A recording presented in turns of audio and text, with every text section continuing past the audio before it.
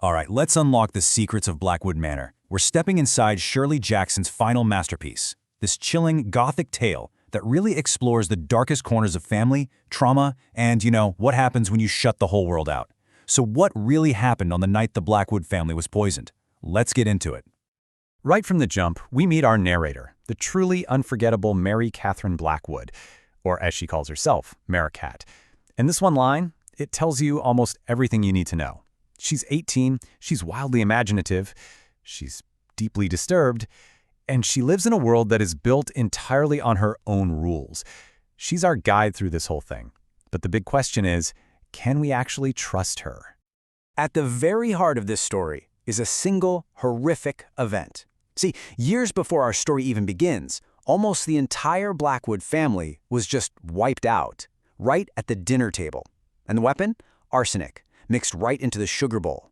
It's such a simple, chilling act of domestic terror, and it changed everything forever. So, of course, the immediate suspect was Constance, the older sister. She's the one who prepared all the food, she was actually tried for the murders, and she was acquitted. But the villagers? They still whisper. They are absolutely convinced of her guilt. The truth, though, is so much more unsettling, and it's the secret that holds this entire twisted story together.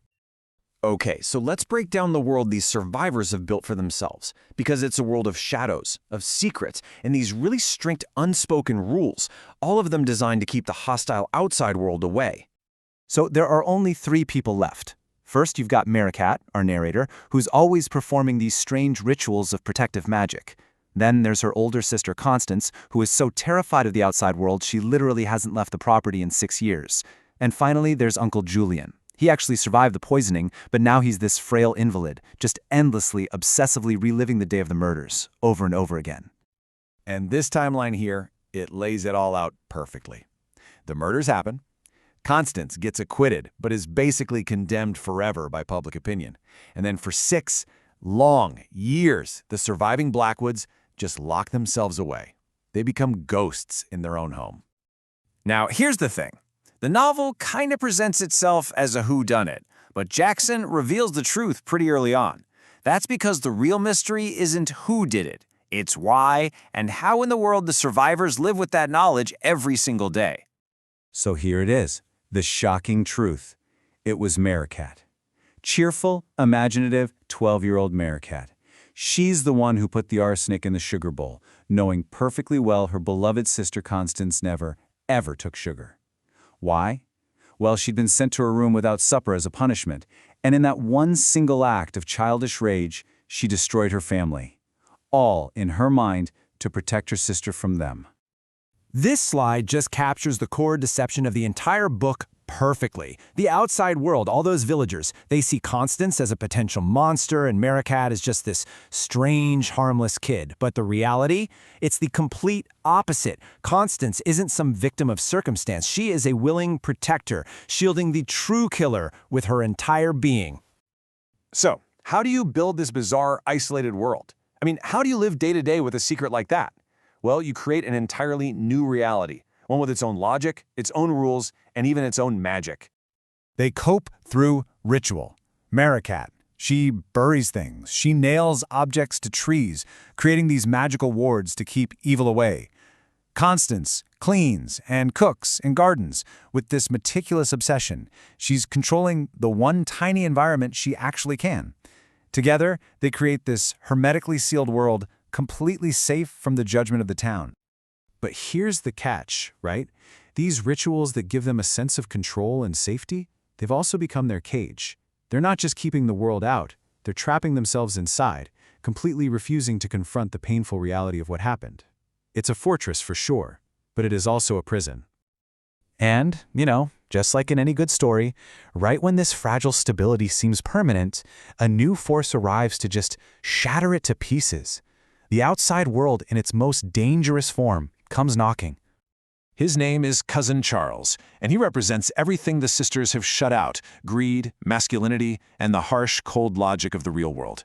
He sees the family fortune, and he tries to manipulate Constance. But most importantly, he threatens the sacred bond between the sisters. And to Merricat, that is the one unforgivable sin. So the arrival of Charles, It forces the story, and it forces us, the readers, to confront some deeply unsettling questions. Questions about morality, about love, and about what it truly means to be a monster. Let's start with Constance. I mean, think about it. Is she just a traumatized victim covering for her sister out of fear, or is she a willing accomplice, someone who's made a conscious choice to protect Merricat, choosing this absolute love and devotion over any kind of conventional morality? The novel never gives us an easy answer. And this brings us to the central question of the entire book. Yes, Merricat is a killer, but the villagers, they are cruel, they're prejudiced, they are filled with hate for anyone who is different. So Jackson forces us to ask, where does the true monstrosity lie? Is it in the singular, shocking act of a disturbed child, or is it in the constant, grinding cruelty of a conformist society? Ultimately, this whole thing forces us to redefine what home even means. It's not the Blackwood Manor, it's not the physical castle. For Merricat and Constance, home is each other. It's the absolute, unconditional acceptance they find in their shared secret, a bond so powerful it stands against the entire world. And what's amazing is that out of all this darkness, Jackson leaves us with a surprisingly poignant final message. It's about finding and protecting your own safe space in a world that can be really harsh and unforgiving. I mean, let's be real. Their methods were horrific, but their devotion was absolute.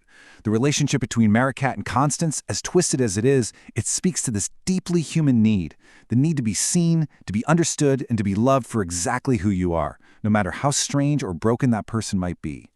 In the end, the sisters, they build their castle not out of stone, but out of mutual protection. It's a dark fairy tale for sure, but its lesson is a universal one. Find your safe space, find your people, and protect the magic of your authentic self. Because everyone deserves a place where they are unconditionally loved.